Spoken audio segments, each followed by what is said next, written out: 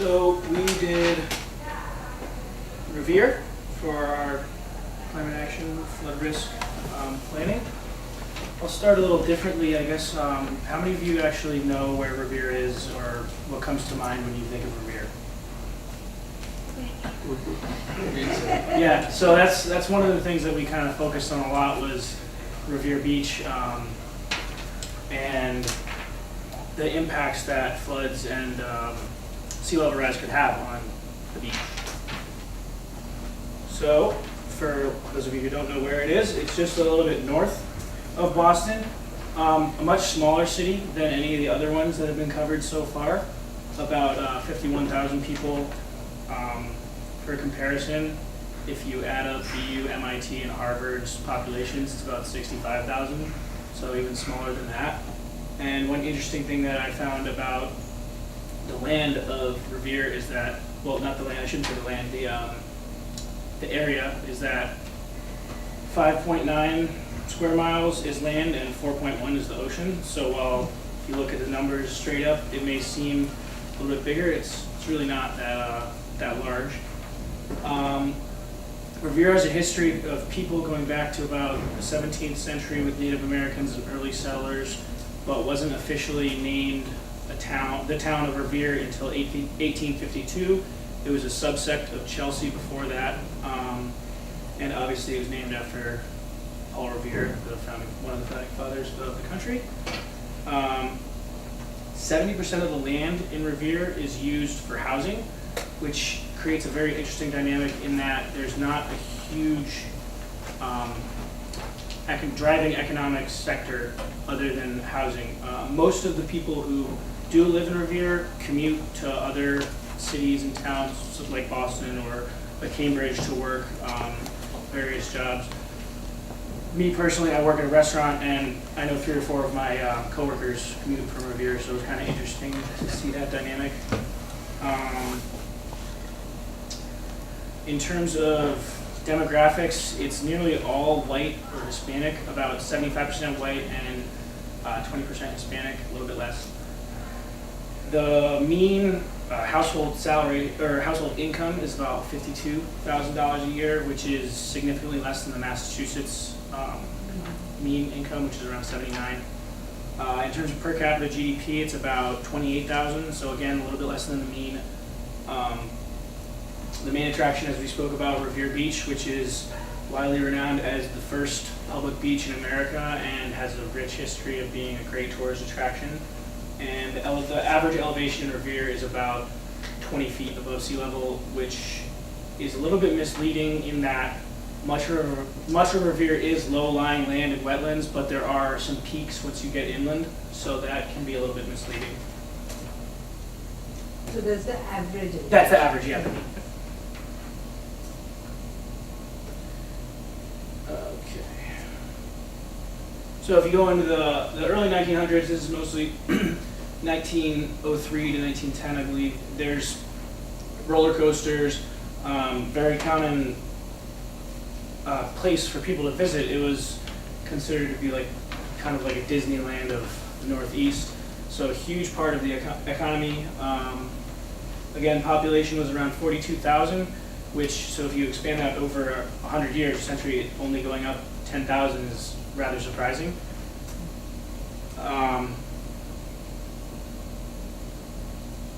There was rapid growth into the 1950s, and then it kind of plateaued once the tourism industry declined, which is, I don't want to say a downfall of Revere, but something that definitely hindered their development economically. Ballrooms were very common down on the waterfront. People would travel from all over the place to dance and have a good time. Just much different than it is now, which is interesting. So today, to me, I consider it almost a little bit more suburban, even though it isn't an urban area. It's compared to a Boston or compared to a Cambridge, it is more of a suburban feel. However, recently in the last decade, there has been more growth. Revere Beach they've been doing beach cleanups and trying to bring it back to what it was before. The transportation has improved rapidly. So one of the things we found in our research that was interesting was that back in the early 1900s, what we would consider now to be the commuter rail from Lynn to Boston went right up through Revere along the water, and that has now been redone as the Blue Line. So there's 3 different stops on the Blue Line in Revere. There's Revere Beach, Wonderland, and one other that I can't remember. Yeah. Yeah. So even though Revere, if you go back and look at the map, even though it's pretty far north, it's rather easy to get there. Just hop on the T and switch downtown to Government Center. There's not all that much of a main highway. Route 93 doesn't go through. Route 1 does on the western side of Revere, but not all that much highway presence, which can be a good thing in terms of vulnerability. We pulled this from a model of Revere Beach and its vulnerability to floods, which was we actually thought was going to be a great resource, but turned out it's a little bit outdated. It was 1995, so kind of hard to use in today's day when a lot has changed. The overall consensus of the report was that the beach is very vulnerable to soil erosion and sea level rise, but like I said, it was outdated. If you just look, they have a seawall along and then wetlands inland, which we'll focus on a little bit later on. So in terms of Revere's main environmental policy, currently that we researched, the Conservation Commission is what we found is the most prevalent in terms of environmental protection. There's not a whole lot in terms of energy usage or climate change or anything like that. It's mostly just Conservation Commission, primarily focusing on the Wetlands Protection Act, which is Chapter 131, Section 40 of Mass General Law, which states you must protect the wetlands, yada, yada, yada, a lot of just dense language. The main goal that Revere does to prevent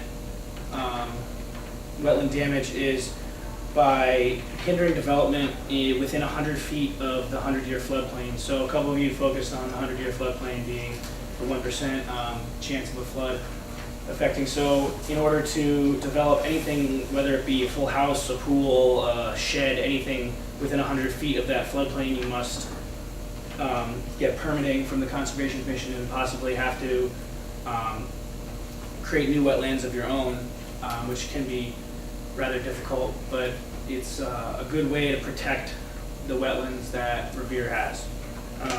So I have a quick question. Yeah.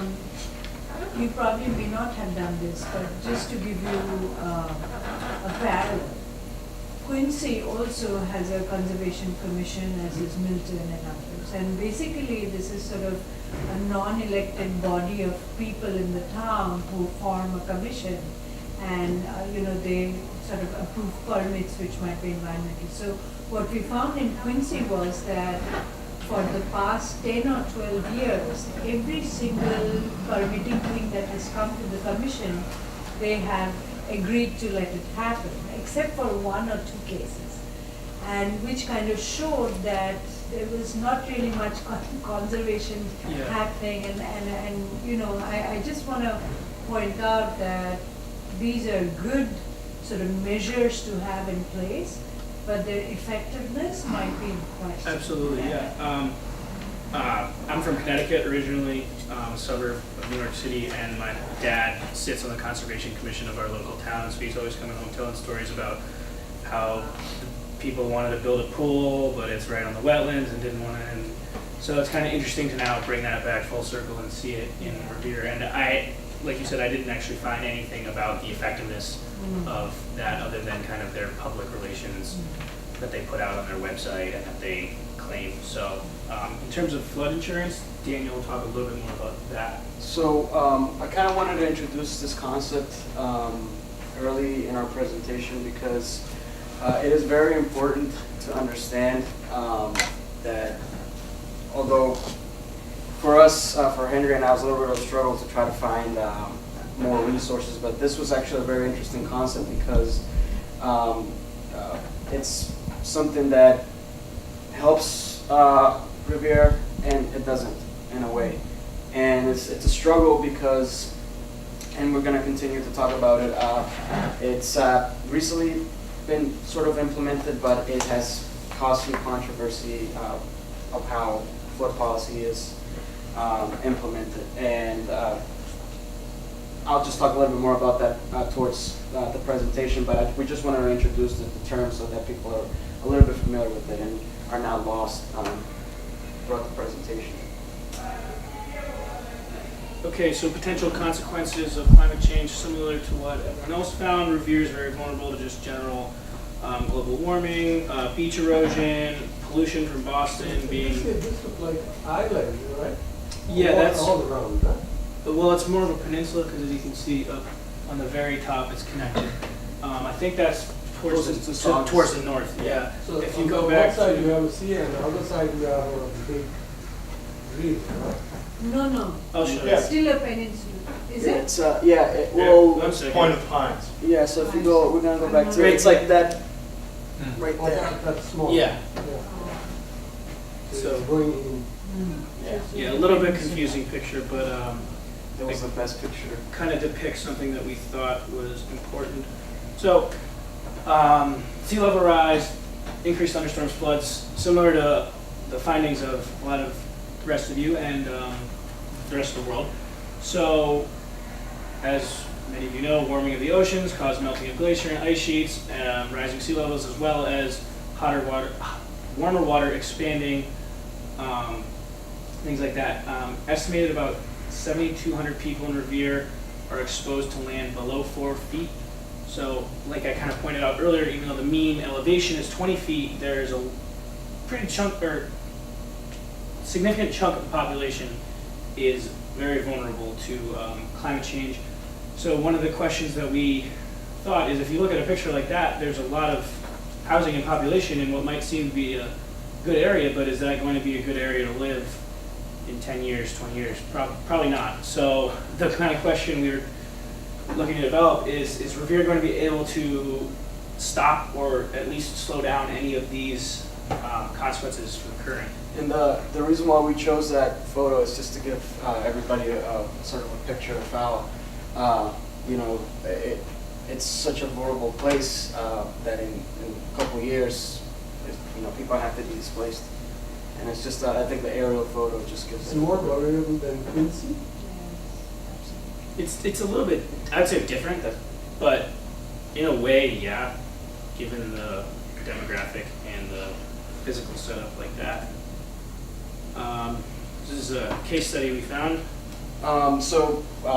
Just looking at recent historical climate impacts, we wanted to talk about a little bit about the 2014 Revere tornado, and I'm pretty sure, I don't know if you were around the Massachusetts area at the time, but it was something that happened that was, very strange and actually I was living in Revere at the time, and it was pretty scary. I actually lived closer to Chelsea, actually around here, which is near Beachmont, near Revere Beach.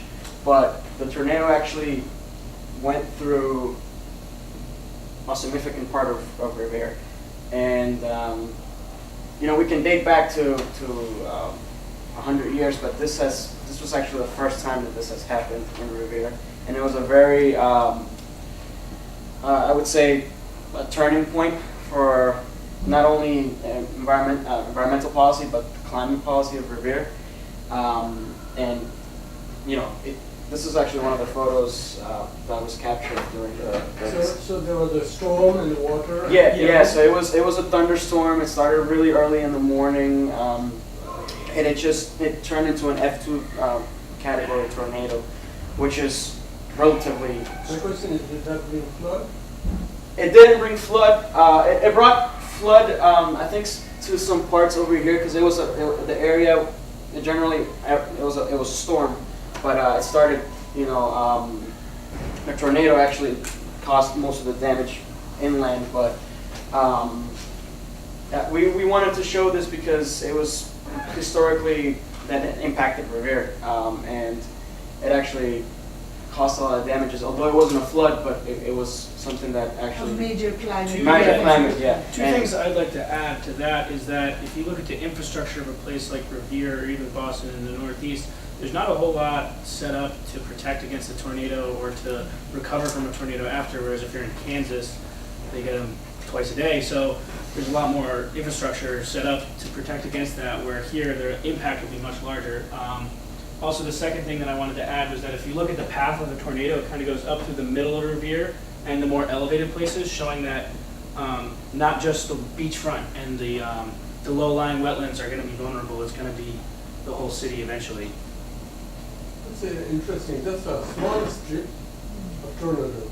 Yeah, and actually it didn't last for very long. Four And- minutes. And that can shift towards Mountain where I'm living, or that can shift towards Yeah. Cambridge. It's a risky type of thing.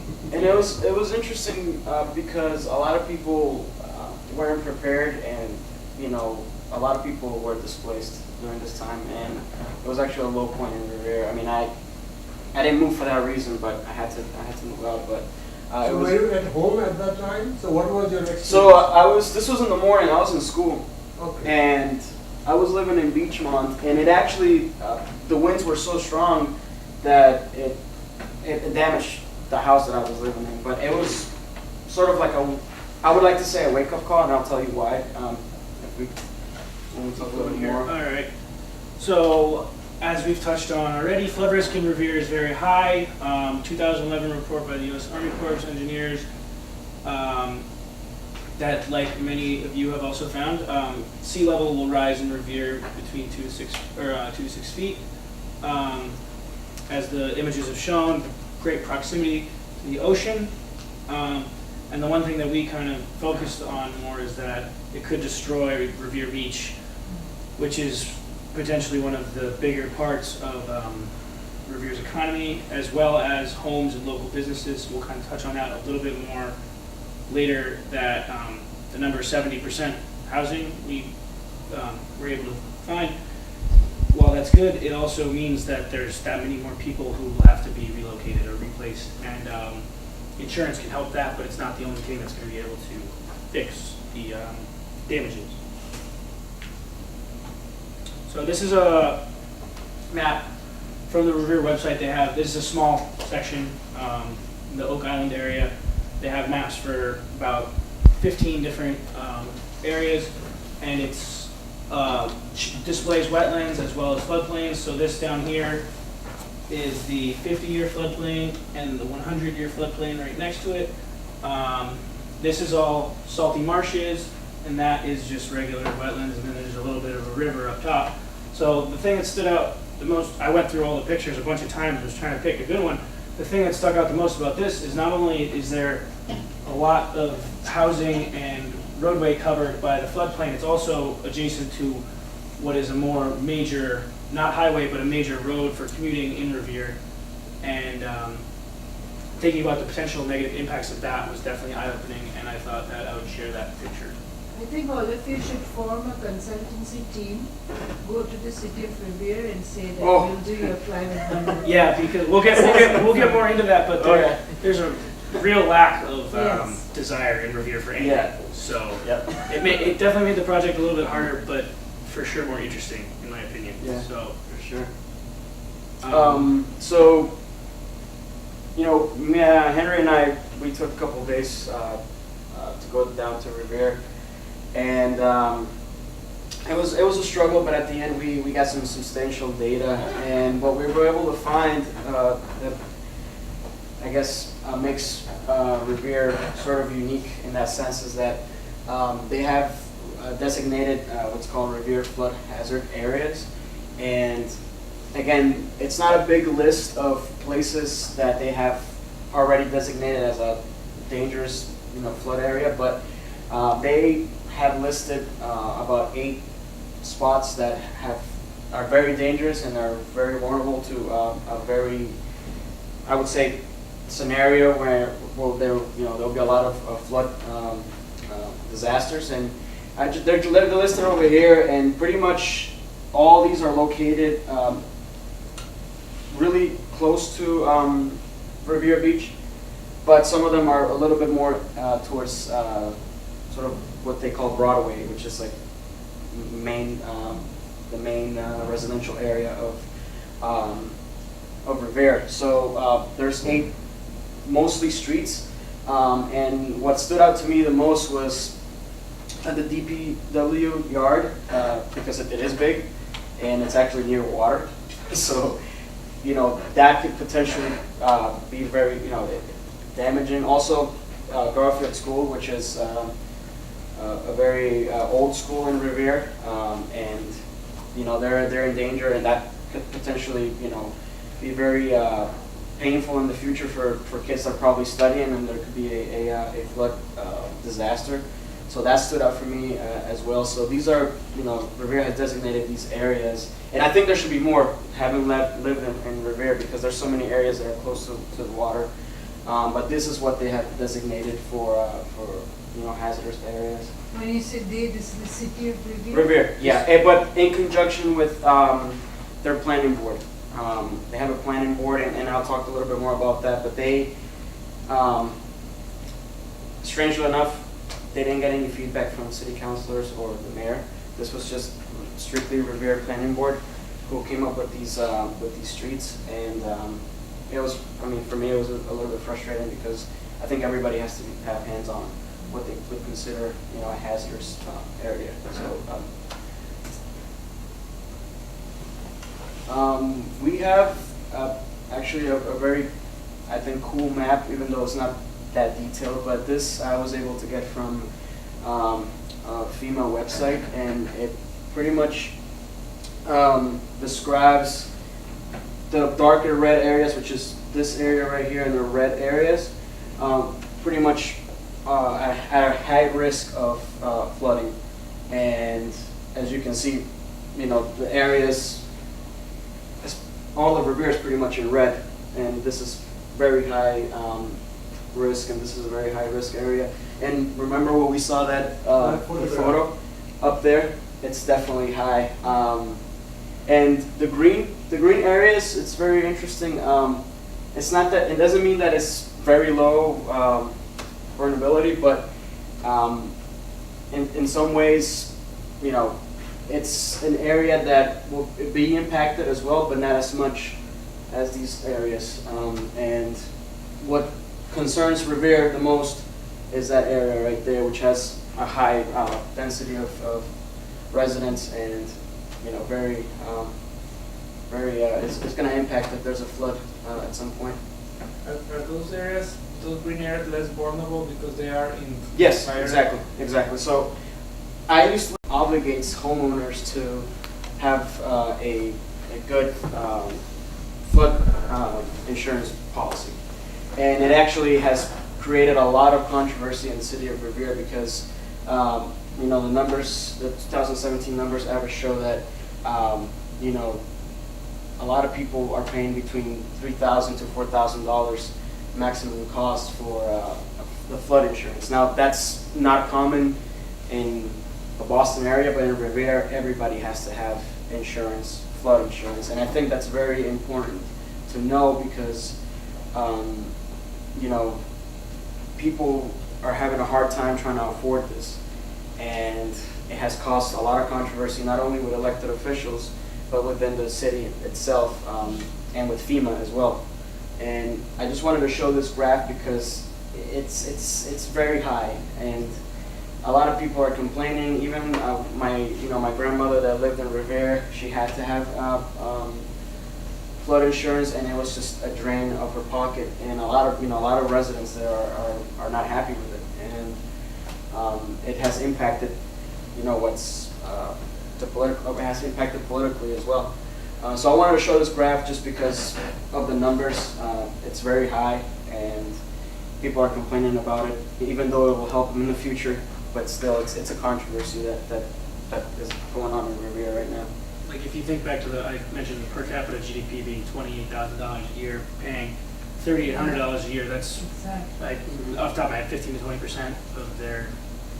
It's punitive. It's, yeah. Absolutely. Yeah. And you know, not all of the problems are being caused by them, right, who are living there. It's also because of the way the neighboring people live and how development is taking place. So, again, Henry and I, this was the most fun part of our research of Revere, because as you know, Revere's not really caring too much about the future, and that's what Henry and I came into the conclusion. We tried to reach out to the mayor's office. There was no response. We only got a response from two elected officials, city councilors, George Redondo and Joanne McKenna. And they pretty much said, oh yeah, we have nothing to work with right now, but I'll keep you posted. And it bothered us because it made our job difficult, and it made us think about how dangerous it is to be living in Revere at this time. And this is, I believe, a huge part of a good planning initiative, a good climate planning initiative. And I know a lot of us talked about, every city having a plan, like Boston has 2030, Cambridge has its own plans, Revere lacks of plans. And what about the Quincy? Quincy also have some kind of long-term plan? No. Yeah. You can see gradually, more you go from Boston, Cambridge, all this Further away. to Revere and Quincy, and you see the vacuum. Yeah. So I want to just touch upon a couple of key points that we were able to come up with. So in talking to the city councilors, they were basically very clear, very short, and said, look, yeah, you can go onto our website, you can go onto this, and you can talk to the planning committee, and there's some stuff online, right? So it was very disappointing. So we did our own research, and we came up with a couple bullet points that I think are very important, because again, politics is always involved in climate change and climate policy. This is the single most important slide I have seen today.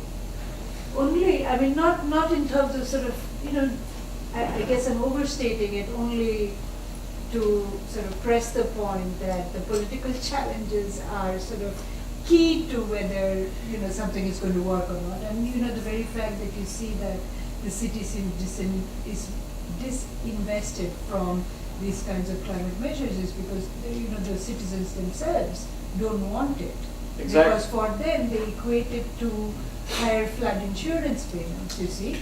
So the mayor still wants to get elected. So exactly. And it's a vicious cycle. And I think it makes our presentation unique because, again, this was a big part of why there's problems in Revere. Now, the first key point that we came up with is lack of leadership. There's no leadership at all.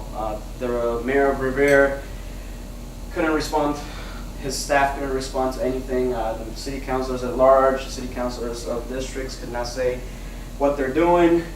They couldn't figure out a plan. They have nothing to give. There's weak flood policy initiatives. Councilor McKenna said, yeah, I've been a councilor for a couple of years, and we've worked in several, but nothing too pressing. There's no flood policies. The third point is very key: bad relationship with FEMA. Now, last year, Revere City Council had to pass the new, what they call floodplain maps, right? And the City Council was very upset because they weren't consulted before taking the vote. They were sort of pushed into voting on the flood plain plans, so that people who may be or may not be affected are subject to getting the insurance, the flood insurance policy. So that was, a lot of residents were upset. There was a lot of city councilors who were upset. I mean, they passed it, a vote, I think it was 12-1. But there were articles, there were interviews that said, look, and that's what I think. Actually, one of the things Councilor McKenna told me was that they had, it was just a bad relationship with them. There's no communication. There's not a representative that comes down and says, look, this is what we want to do with Revere. What are your stats? What are your, your feedback from the community? And essentially put them behind the wall, back in the wall, and say, look, this is what we are giving you. This is our stats. So that's, that's one of the political issues there. Lack of federal funding. There's no federal funding for any flood planning initiatives for Revere. Disconnect between the newly adopted floodplain maps. Like I said, Revere City Council had no information prior to making the vote, so that made their job a little bit more difficult. And again, I think we try to reach out to all the city councilors and mayor, and we don't want to make assumptions that they don't want to have a flood planning initiative. But again, it's just, it looks like there's a lack of solutions. There's not, and again, there's a planning body, there are neighborhood associations, and no one is touching upon having a flood plan, because again, Revere is so close to the beach, and it could potentially hurt them in the future. And it bothers a lot of people that are living there, and there's a lot of people that are not educated. They don't see the impacts of a flood. So the lack of solutions from the elected officials and from anyone in Revere it's definitely a big challenge. The lack of discussion was very alarming to me. The only thing I'll add to this is the lack of federal funding. I think we can all agree that there won't be federal funding for at least a couple years, so that leaves the burden Is on. that right? Yes. Why would that? Leaves the burden on state and local funding, where state, there is some potential to get some funding there, but locally, I just don't see Revere allocating any of their limited resources to researching an initiative or putting in place an initiative. I just don't think it's realistic. So again, just quickly, I know we don't have much time. Running out.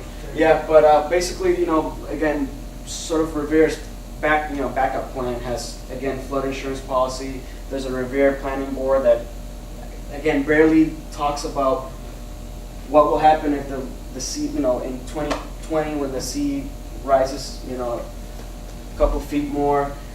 There's a Metropolitan Area Planning Council now. We tried to get in contact with them. We couldn't get a response either.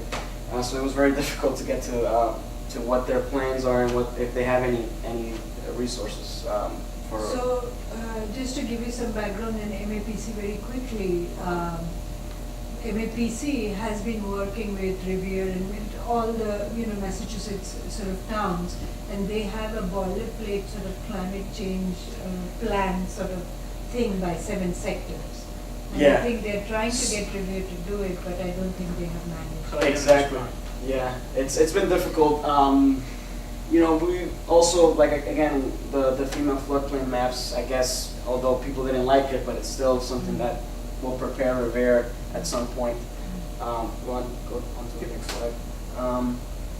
So, Henry and I came upon ourselves to just create a model for them, or sort of a flood plan.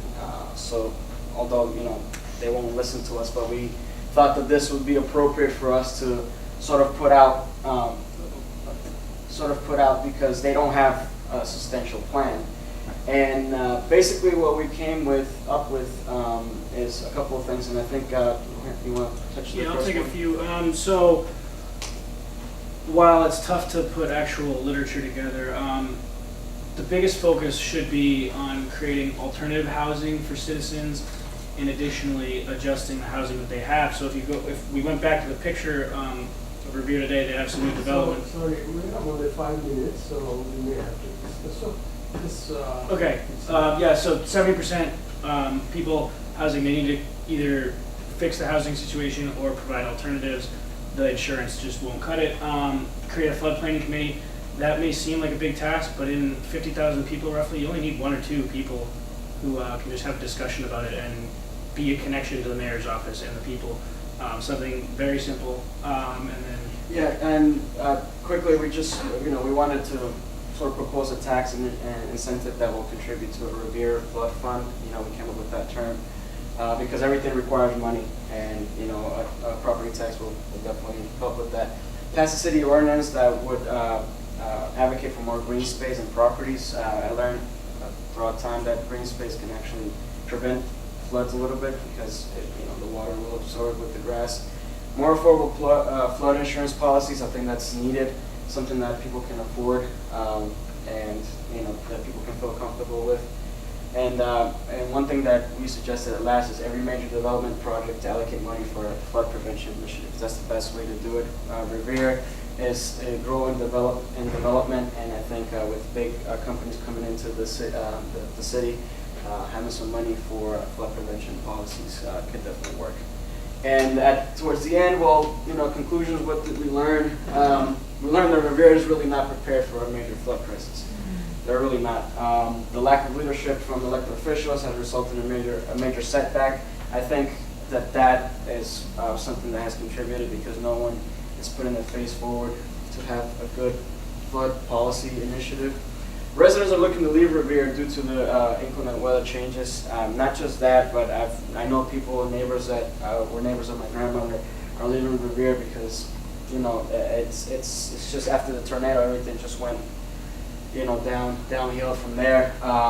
The lack of information and resources has resulted in no immediate solutions. People don't know anything about flood prevention. People are getting policies that they don't know what's being covered, and people are not, very well educated about what the impact could be of floods in 20 or 30 years.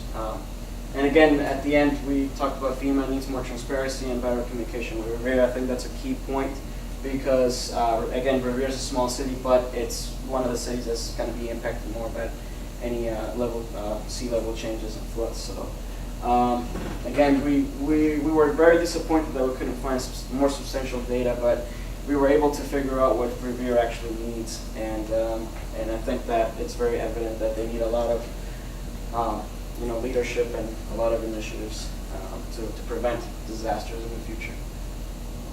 So. Okay, thank you.